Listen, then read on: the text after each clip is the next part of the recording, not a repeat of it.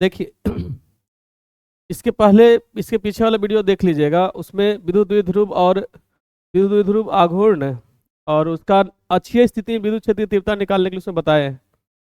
आज विद्युत द्विध्रुव का उपयोग करके निरक्षीय स्थिति में विद्युत क्षेत्र की तीव्रता निकालने के लिए हमको सीखना है। एग्जाम के पॉइंट ऑफ व्यू से बहुत इंपॉर्टेंट हो जाता है। बोर्ड एग्जाम में बहुत बार पूछा भी है, पूछ भी सकता है। पूछेगा तो आपको लॉन्ग क्वेश्चन पूछता है। और ये वाला सीख जाइएगा आप तो विद्युत द्विध्रुव और चुंबकीय द्विध्रुव दोनों सेम है, अप्रॉक्स सारा कंटेंट सेम मैच करता है। तो वहाँ पे भी देगा चुंबकीय द्विध्रुव की तीव्रता निकालने के लिए चुंबकीय द्विध्रुव का उपयोग करके चुंबकीय क्षेत्र की तीव्रता निकालने के लिए, तो फिर आसानी से निकल जाएगा। देखिए कल हम विद्युत द्विध्रुव के बारे में बताए थे, उसको समझा भी दिए थे। आज देखिए डायग्राम में शायद क्लियर नहीं आ रहा होगा, ठीक ना, हम अपना डायग्राम बना देते हैं। मान लीजिए कि ए बी एक द्विध्रुव है, मान लेते हैं ए बी एक क्या है, द्विध्रुव है, और इसका मिडिल पॉइंट ओ है, इसका मध्य बिंदु क्या है, ओ है।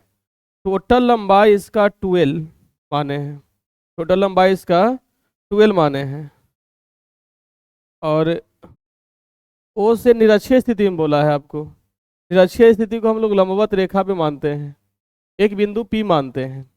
निरक्षीय स्थिति में एक बिंदु P माने हैं, हमको P पर विद्युत क्षेत्र की तीव्रता निकालना है। ठीक पिछला दिन बताए थे आपको कि द्विध्रुव बनाने के लिए दो समान परिमाण और विपरीत गुण का आवेश को लिया जाता है, मतलब दोनों का परिमाण समान रहेगा, एक माइनस क्यू और दूसरा क्या रहेगा, प्लस क्यू रहेगा।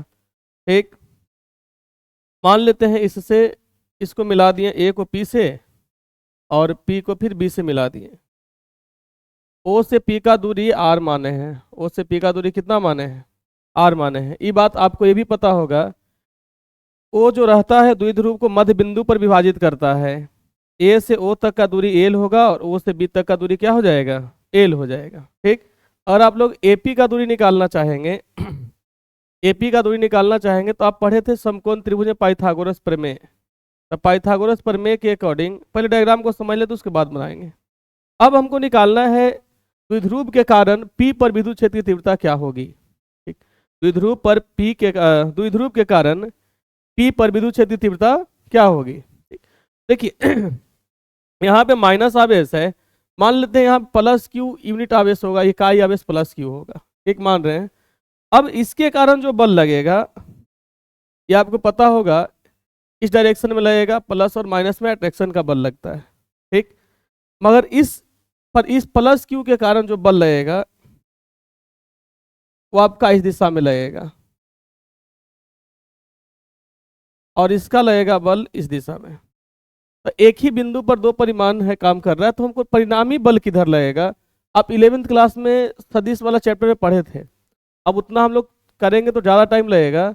याद रखिएगा इसमें एक लंबवत घटक होगा, एक लंबवत घटक और एक होगा आपको क्षैतिज घटक। क्षैतिज घटक को हम लोग कहते हैं, इसको हम लोग बोलेंगे E1 cos थीटा और इसको बोलेंगे हम लोग E2 cos थीटा। लंबवत घटक को हम लोग बोलते हैं E1 sin थीटा और इसको बोलेंगे हम लोग E2 sin थीटा। ठीक अब बात करते हैं P पर परिणामी तीव्रता किस दिशा में होगा। तो P पर परिणामी तीव्रता इस दिशा में होगा। P पर परिणामी तीव्रता जो होगा वो आपका इस दिशा में होगा। मान के लेते हैं कि P और P डैश की दिशा में होगा, मतलब परिणामी तीव्रता वेक्टर E का मान इस दिशा से निकलेगा। अब हमको हर हल में परिणामी तीव्रता का मान निकालना है। ठीक इसके लिए करना क्या होगा, पहले ये देखिए कि A के कारण मतलब माइनस क्यू आवेश के कारण P पर तीव्रता क्या होगा, प्लस क्यू आवेश के कारण P पर तीव्रता क्या होगा। दोनों को निकाल लीजिए और उसके बाद दोनों को जोड़ लेंगे। ठीक अब यहाँ बता भी रहे थे, P पर तीव्रता माइनस क्यू के कारण निकालने के लिए आपको सबसे पहले A से P तक का दूरी निकालना पड़ेगा, A से P तक का दूरी निकालना पड़ेगा। अब देखिए त्रिभुज PAO में चलते हैं, तो त्रिभुज PAO में यहाँ मान लीजिए कुछ नहीं तो थीटा मान लेते हैं, ठीक ना। त्रिभुज PAO में आप साइन थीटा का उपयोग करेंगे तो साइन थीटा बराबर क्या हो जाए, क्योंकि यहाँ पे 90 डिग्री का कोण बना रहा है, साइन थीटा बराबर होता है P/H। जरूरत उतना तो पड़ेगा नहीं, हमको डायरेक्ट AP ही निकालना है, तो पाइथागोरस प्रमेय से ही निकाल लीजिए, निकल जाएगा, है ना। AP बराबर क्या हो जाएगा, √अंडर OA का स्क्वायर प्लस PO का स्क्वायर। √अंडर OA का मान कितना दिया है, L दिया है, L का स्क्वायर प्लस क्या हो जाएगा, R का स्क्वायर। तो आपका AP बराबर BP है, AP बराबर क्या है, BP है। AP बराबर BP बराबर क्या हो जाएगा, √अंडर L स्क्वायर प्लस क्या, R स्क्वायर, ठीक ना। अब देखिए इस डायग्राम के बारे में नेक्स्ट पेज में लिखा हुआ भी आपका है क्योंकि E1 और E2 समान परिमाण के, E1 और E2 के मान बराबर हैं परंतु विपरीत दिशा में है, अतः E1 व E2 क्षैतिज व ऊर्ध्वाधर घटक को वियोजित करने पर द्विध्रुव, वहाँ पे XY न लिख के AB होगा, यहाँ पे क्या होगा AB, जो ऊर्ध्वाधर घटक E1 साइन थीटा और E2 साइन थीटा बराबर है किंतु विपरीत है। जैसे देखिए E1 साइन थीटा और E2 साइन थीटा बराबर है और विपरीत है, जब बराबर है और विपरीत है तो एक दूसरे को क्या करेगा, यह निरस्त कर देगा, एक दूसरे को क्या करेगा, ये निरस्त कर देगा। तो परिणामी तीव्रता जो होगा आपका E1 cos थीटा और E2 cos थीटा पर डिपेंड करेगा। इसलिए यहाँ पे लिखे भी हैं कि बिंदु P पर विद्युत द्विध्रुव AB के कारण परिणामी तीव्रता E बराबर E1 cos theta plus E2 cos theta होगा, E बराबर E1 cos theta plus E2 cos theta होगा। तो सबसे पहले हम निकालेंगे E1 का वैल्यू और E2 cos थीटा का वैल्यू निकालेंगे, ठीक। डायग्राम को पहले एक बार तो समझ लीजिए, उसके बाद देखिए।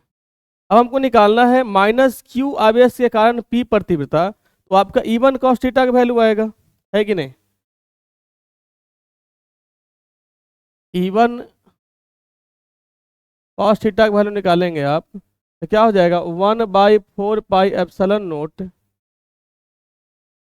Q अपॉन AP का स्क्वायर, E1 का वैल्यू हो जाएगा। E2 का वैल्यू निकालेंगे आप तो वहाँ भी होगा आपको 1/4πε0 Q अपॉन PP का स्क्वायर हो जाएगा, ठीक। Q अपॉन किसका स्क्वायर हो जाएगा, PP का स्क्वायर हो जाएगा। अब इसको इक्वेशन फर्स्ट मान लेते हैं, इसको इक्वेशन क्या मान लेंगे, सेकेंड मानेंगे। आपको बोला भी क्या गया है, आपको पहले ही बताया कि परिणामी तीव्रता जो डिपेंड करेगा E1 cos थीटा और E2 cos थीटा के सदिश योगफल के बराबर होगा, ठीक। बताए भी कि चूंकि E1 बराबर E2 है, चूंकि E1 बराबर क्या है, E2 है, तो आप लिख भी सकते हैं दोनों को इक्वल। तो यहाँ पे हो जाएगा 2E1 cos theta, 2E1 cos theta हो जाएगा, तो 2 इंटू E1 का वैल्यू क्या होगा 1/4πε0 Q अपॉन AP का वैल्यू हम लिख सकते हैं √R square plus L square का whole square, R square plus L square का होल स्क्वायर, स्क्वायर से रूट इसका कट जाएगा, आपका वैल्यू कितना आ जाएगा E1 बराबर हो जाएगा 2 into 1/4πε0 Q upon R square plus L square into cos theta, ठीक है। अब देखिए अब हमको cos थीटा का वैल्यू निकालना पड़ेगा और उसके बाद वहां पे पुट करना पड़ेगा। अब देखिए इस त्रिभुज में ही चलेंगे तो त्रिभुज PAO में, त्रिभुज PAO में और cos थीटा का मान निकालते हैं। हम लोग पढ़े थे cos थीटा बराबर B/H, B का मान OA दिया है, B का मान कितना दिया है OA दिया है और H का मान दिया है PA, H का मान कितना दिया है PA। तो हम लिख सकते हैं, यहाँ पे लिख दे रहे हैं आपका cos थीटा बराबर हो जाएगा L अपॉन PA का वैल्यू कितना दिया है √L square plus R square. अब cos थीटा का जो वैल्यू दिया हुआ है उसको पुट कर लेंगे इक्वेशन, जो लास्ट में आपका इक्वेशन बना उसमें। आपका cos थीटा का वैल्यू कितना आया E1 equal to 2 into 1/4πε0 Q upon R square plus L square into L by √R square plus L square, ठीक। देखिए अगला पेज में इसको हम ऐड कर देते हैं, आएगा आपका E1 इक्वल टू 2 इंटू 1/4πε0, यहाँ पे था आपका Q/r² प्लस L² इंटू था √r² प्लस L²। और यहाँ पे आपका ऊपर में था L। इसको ऐसे भी लिख सकते हैं, इसको लिख सकते हैं आप Q इंटू 2L अपॉन 4πε0। और इसका बेस देखिए दोनों सेम बेस है, r² प्लस L² का पावर भी 1 है, और इसका रूट हटाएंगे तो r² प्लस L² का पावर 1/2 आ जाएगा। ठीक ना। अब आपका हो जाएगा Q इंटू 2L अपॉन 4πε0। यहाँ पे हो जाएगा r² प्लस L² का पावर, सेम बेस है तो पावर जुट जाएगा, 3 बटा कितना हो जाएगा, 2 हो जाएगा। ठीक ना। अब देखिए आपको ये बात पता है कि एल का जो वैल्यू है आर से बहुत छोटा है। जब एल का मान आर से बहुत छोटा है तो एक चीज यहाँ पे देखिए Q इंटू 2L बराबर P होता है। Q इंटू 2L बराबर क्या होता है, P। उस कंडीशन में लिख सकते हैं कि E बराबर हो जाएगा आपका, यहाँ भी परिणामी तीव्रता E लिखना है, E1 नहीं लिखना है।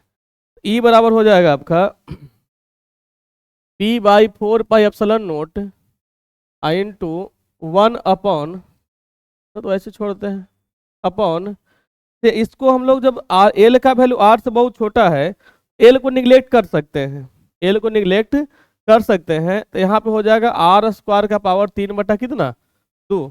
तो ई बराबर हो जाएगा 1/4πε0, यहाँ हो जाएगा P, r² का पावर 3/2, पावर का पावर हो जाता है मल्टीप्लाई, ई बराबर हो जाएगा आपका 1/4πε0 P बटा कितना, RQ, P बटा RQ। यही आपका निरक्षीय स्थिति में हुआ। दोनों वीडियो देख लीजिएगा, एक अक्षीय स्थिति वाला और एक निरक्षीय स्थिति वाला, दोनों में से कोई एक ज़्यादा इंपॉर्टेंट हो जाता है और दोनों में से कोई एक पूछता ही पूछता है, हर एक साल रिपीट करता है। अगर आपको विद्युत क्षेत्र की तीव्रता नहीं दे तो चुंबकीय क्षेत्र की तीव्रता देगा। देखिए याद तो समझ में आ गया होगा। नेक्स्ट इसमें एक और थ्योरम बच रहा था, ये आपका एग्जाम में देता भी है, दिया है, एक समान विद्युत क्षेत्र में विद्युत द्विध्रुव पर लगने वाला बल युग्म का आघूर्ण। एक समान विद्युत क्षेत्र में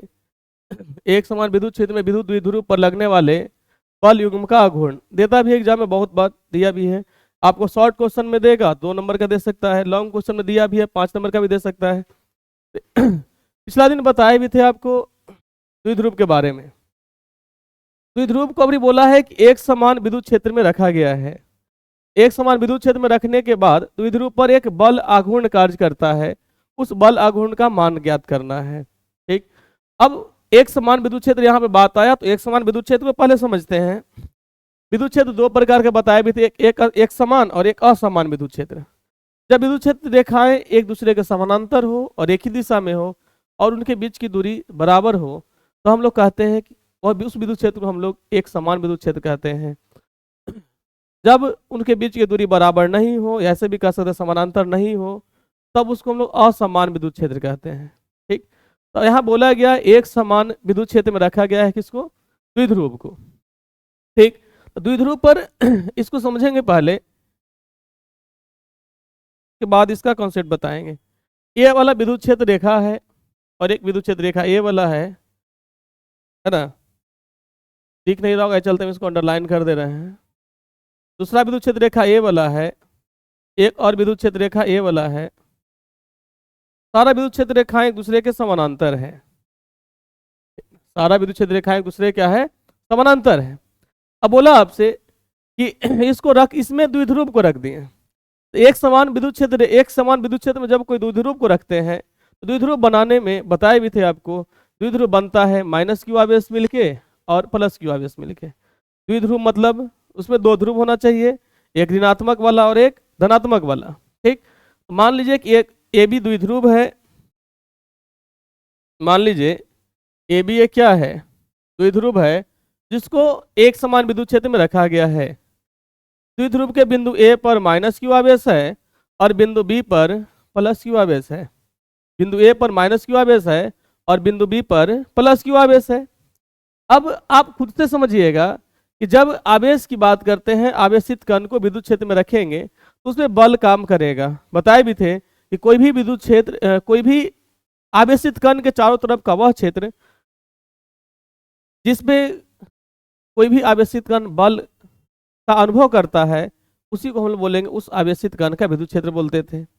मतलब कह सकते हैं कि जब आवेशित कण को विद्युत क्षेत्र में रखेंगे तो उसे वह बल का अनुभव करेगा, तो द्विध्रुव आघूर्ण पर भी बल का अनुभव होगा। तो यहाँ पे दो आवेश है, एक प्लस क्यू, तो प्लस क्यू पर आवेश के कारण इस दिशा में बल लग रहा है और इस बल का मान F बराबर प्लस क्यू ई। क्योंकि हम पढ़े थे फॉर्मूला, पिछला क्लास में बताए भी थे, E बराबर होता है F बटा क्यू। मतलब विद्युत क्षेत्र की तीव्रता बराबर होता है बल बटा परीक्षण आवेश या तो ई का आवेश। तो यहाँ पे इसको क्रॉस मल्टीप्लाई करेंगे, F बराबर हो जाता है Q इंटू ई। सेम चीज यहाँ पे भी है। अगर माइनस क्यू आवेश है तो माइनस क्यू आवेश के कारण इस दिशा में बल काम कर रहा है, इस दिशा में बल कार्य कर रहा है। इसका मान हो जाएगा आपका माइनस क्यू ई। इस दिशा में जो बल कार्य करेगा इसका मान हो जाएगा माइनस क्यू ई। अब देखिए, एक द्विध्रुव पर एक उस दिशा में और एक दिशा इस दिशा में बल कार्य कर रहा है। इसी बल को हम लोग बल युग्म बोलते हैं। इस बल को हम लोग क्या बोलते हैं? बल युग्म बोलते हैं। और बल युग्म कार्य करने के बाद इस द्विध्रुव को वह विद्युत क्षेत्र रेखाओं के समानांतर लाने का प्रयत्न करता है, बल युग्म के समानांतर लाने का प्रयत्न करता है। अब इसी को हम लोग बोलते हैं बल युग्म का आघूर्ण बोलते हैं।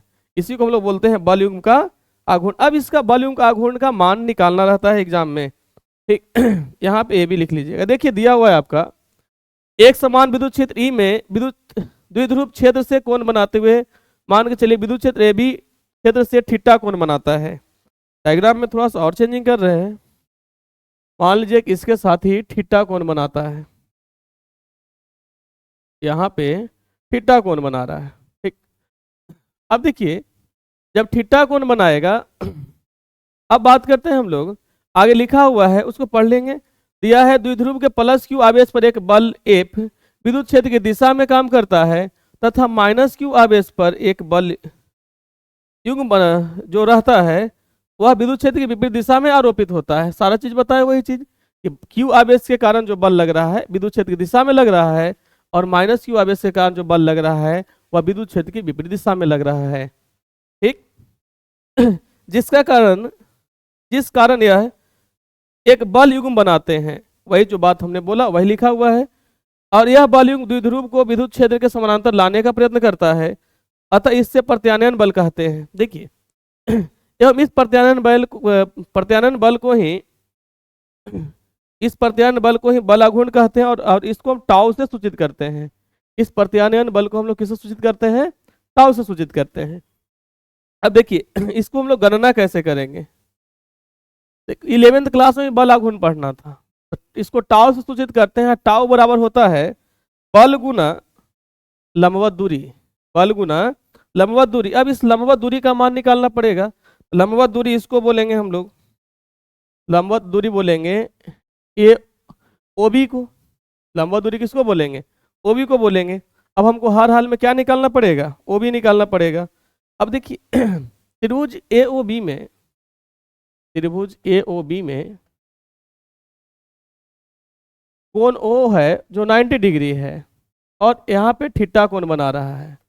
साइन थीटा बराबर होता है P by H. Sine theta बराबर क्या होता है? P by H. P का वैल्यू OB और H का वैल्यू PA हो जाएगा। H का मान कितना हो जाएगा? AB या तो BA। अब AB और BA जो है वो 2L के बराबर है, क्योंकि द्विध्रुव आघूर्ण की लंबाई को 2L मानते थे। ये किसके बराबर है? 2L के बराबर है। तो साइन थीटा बराबर हो जाएगा OB बटा 2L।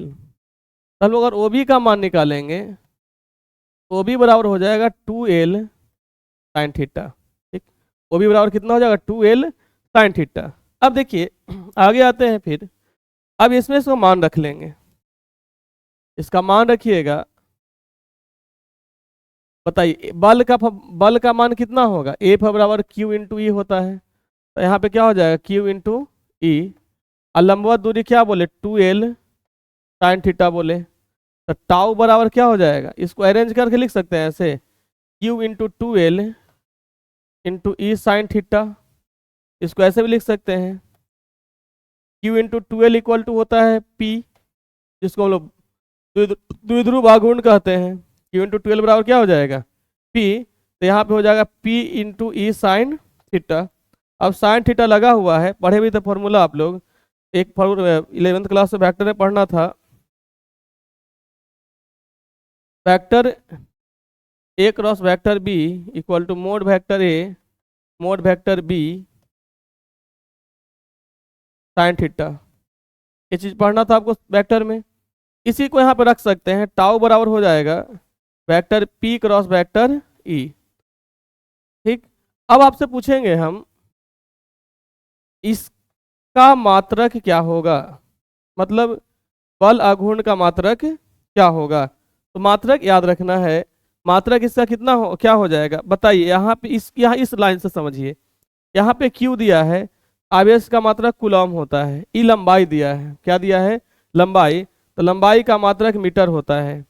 उसके बाद दिया है ई मतलब विद्युत क्षेत्र, अब विद्युत क्षेत्र का मात्रक न्यूटन पर कूलम होता है, कूलम और कूलम कट जाएगा, इसका मात्रक हो जाएगा न्यूटन मीटर। ठीक, इसका एक दो को स्पेशल केस बनता है। ठीक, और उस स्पेशल केस को थोड़ा ध्यान दीजिएगा, आपको ऑब्जेक्टिव में दे देता है कि थीटा के किस मान के लिए बल आघूर्ण का मान महत्तम होगा। ठीक, थीटा के किस मान के लिए बल आघूर्ण का मान महत्तम होगा, आपको उसके लिए फॉर्मूला आपको याद होना चाहिए,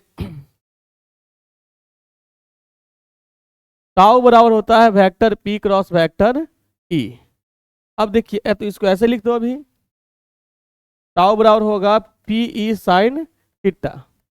जब हम लोग थीटा बराबर 0 डिग्री रखते हैं, थीटा बराबर कितना रखते हैं 0 डिग्री, तो टाउ बराबर हो जाएगा पी ई और साइन 0 होगा, टाउ बराबर हो जाएगा पी ई साइन 0 होगा। ठीक, जब साइन 0 का मान रखेंगे तो 0 आ जाएगा, साइन 0 का मान कितना होता है 0, टाउ का मान कितना हो जाएगा 0। तो हम कह सकते हैं कि थीटा बराबर 0 डिग्री पर जो आपका द्विध्रुव है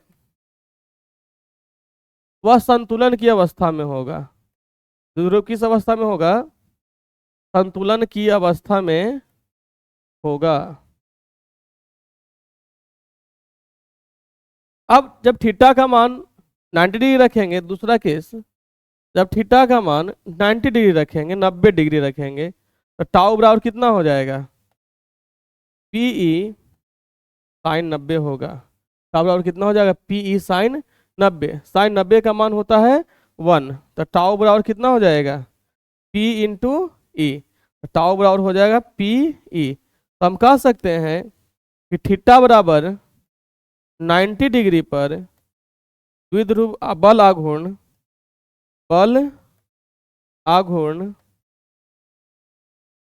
महत्तम होगा, बल आघूर्ण महत्तम होगा। ठीक, इतना बात समझ में आ गया होगा।